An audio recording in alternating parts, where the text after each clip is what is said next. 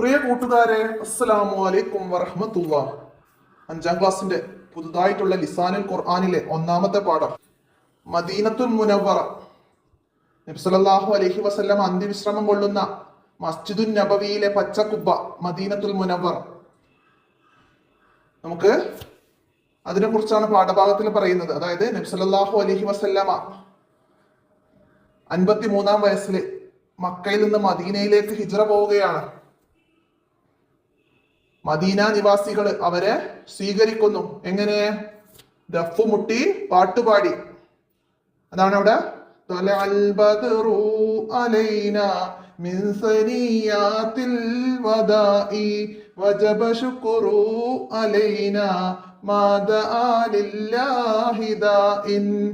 ബൈത്ത് പാടി അവരെ സ്വീകരിക്കുകയാണ്.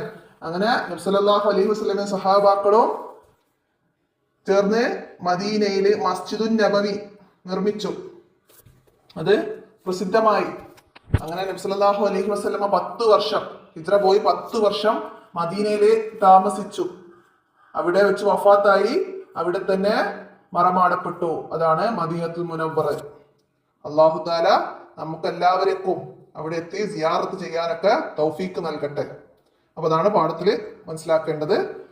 ഈ പാഠത്തിൽ നമ്മൾ പഠിക്കുന്നത് എന്താണ്? പാഠത്തിന്റെ കൂടെ ഇസ്മ്, ഫിഅല്, ഹർഫ്. അപ്പൊ ഈ പാഠഭാഗത്തിലെ ഓരോ വേർഡ്സുകൾ നമ്മൾ വായിക്കുമ്പോഴും അത് ഇസ്മാണോ ഹർഫാണോ ഫിഅലാണോ എന്നത് നമ്മൾ മനസ്സിലാക്കണം.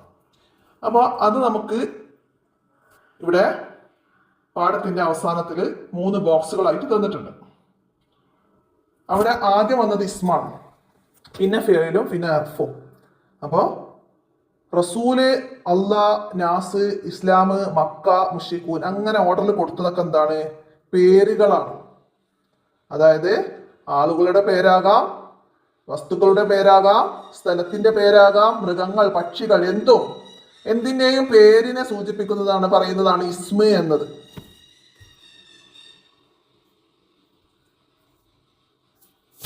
എന്തിന്റെയും പേരിനെ സൂചിപ്പിക്കുന്നതിനാണ് ഇസ്മ എന്ന് പറയുന്നത്.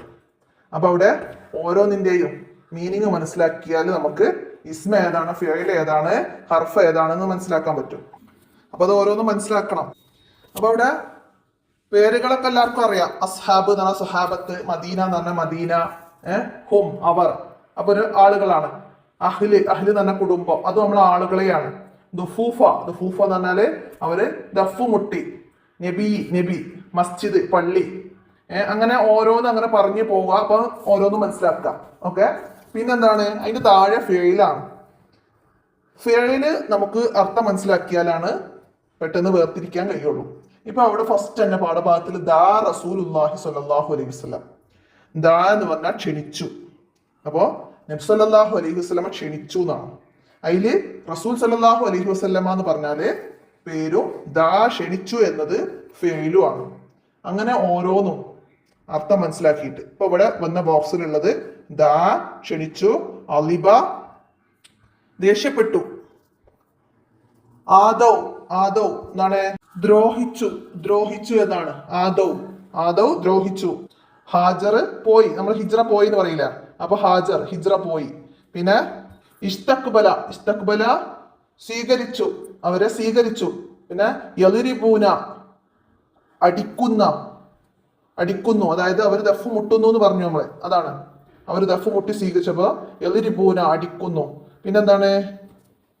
ഇഷ്തഹറ പ്രസിദ്ധമായി. ബന നിർമ്മിച്ചു. തൂഫിയ എന്ന് പറഞ്ഞാൽ വഫാത്തായി. ദുഫിന എന്ന് പറഞ്ഞാൽ മറമാടപ്പെട്ടു. വഫിക്ക് ഭാഗ്യം കൊണ്ട്. വഫിക്ക് ഭാഗ്യം കൊണ്ട്. ലാ തജ്അൽ ആക്കരുതേന്ന്. അപ്പൊ അതൊക്കെ എന്താണ്? ഒരു പ്രവർത്തികളാണ്, നമ്മൾ ചെയ്യുന്ന കാര്യങ്ങളൊക്കെയാണത്. അതിനാണ് ഫിഅല് എന്ന് പറയുന്നത്. ഇനി ആ ഹർഫും ഇസ്മും, പിന്നെ ഹർഫും ഫിഅലും ഇത് ചേർന്നിട്ടാണ് എന്തുണ്ടാവുക? നമ്മള് ഓരോ സെന്റൻസുകൾ വരുന്നത്.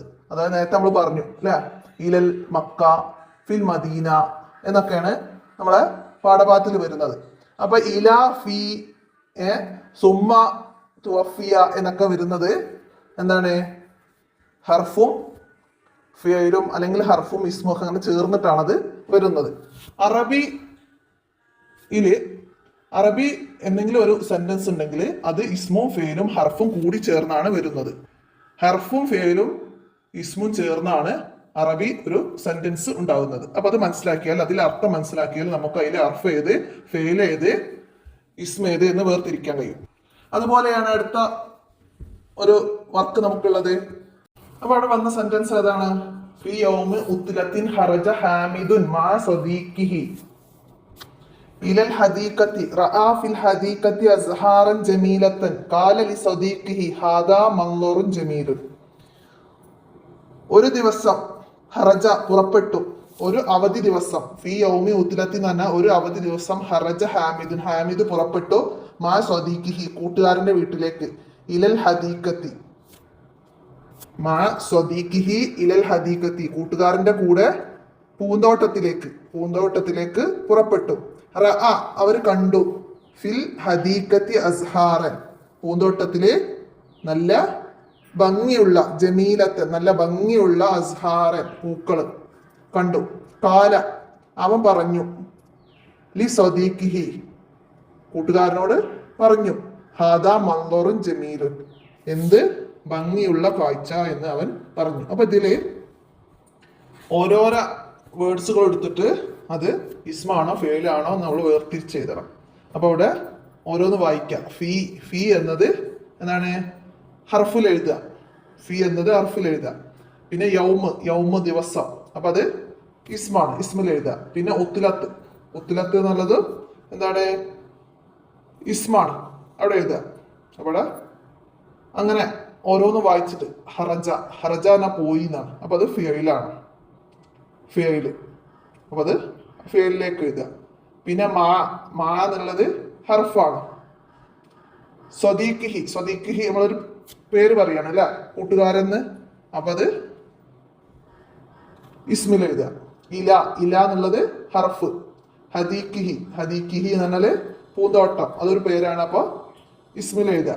റഅ, കണ്ടു എന്നുള്ളത് ഫിയലാണ്, ഫിയൽ റഅ എന്നുള്ളത്. പിന്നെ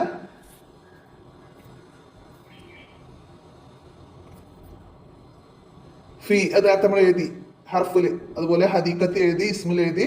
അസ്ഹാറൻ അല്ലേ, അത് ഇസ്മില് അസ്ഹാർ എന്നുള്ളത് പൂക്കള്. ജമീലത്തൻ ഭംഗി, അതൊരു പേരാണ്. അപ്പൊ അതും ഇസ്മില്. കാല പറഞ്ഞു എന്നുള്ളത് ഒരു പ്രവൃത്തിയാണ്, ഫെയിലാണ്. അപ്പൊ ഫെയിലിൽ എഴുതുക. പിന്നെ കാല ലി സ്വദീഖി എന്നുണ്ട്. അപ്പൊ അവിടെ ലി ഹർഫിൽ എഴുതുക. പിന്നെ സ്വദീഖി നമ്മൾ നേരത്തെ ഇസ്മിൽ എഴുതിയിട്ടുണ്ട്. ഹാദ എന്താണ്? ഹാദ എന്നുള്ളത് ഇസ്മില്. അവൻ പറഞ്ഞു എന്ന് പറഞ്ഞില്ല, അപ്പൊ അത് ഹാദ. മൻളുറുൻ ജമീലുൻ, മൻളുർ എന്നുള്ളത് ഇസ്മ, ജമീലുൻ ഇസ്മ. അപ്പൊ അതങ്ങനെ വേർതിരിക്കുക. ഇനി താഴെ ഉള്ളത് സെന്റൻസ് ഉണ്ട്, അതിൽ വിട്ട ഭാഗം പൂർത്തിയാക്കി കൊടുക്കണം.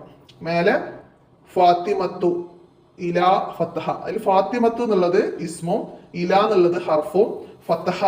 ഫത്തഹ എന്നുള്ളത് തുറന്നു എന്നത് എന്താണ്? ഒരു പ്രവൃത്തിയാണ്.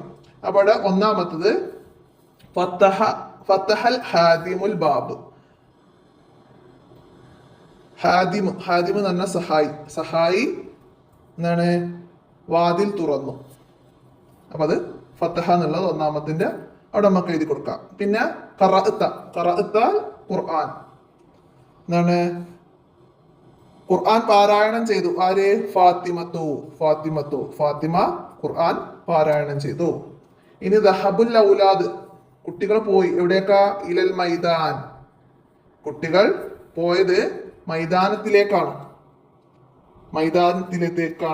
കുട്ടികൾ പോയത്. അപ്പോൾ ഇല എന്നുള്ളത് ഹർഫ്. അടുത്ത പ്രവർത്തനം വരുന്നത് മീനിങ് എഴുതാനാണ്. ദ എന്ന് പറഞ്ഞാൽ ക്ഷണിച്ചു. ഒലിബ എന്താണ്? കോപിച്ചു. ബന നിർമ്മിച്ചു. ഇഷ്തഹറ പ്രസിദ്ധമായി.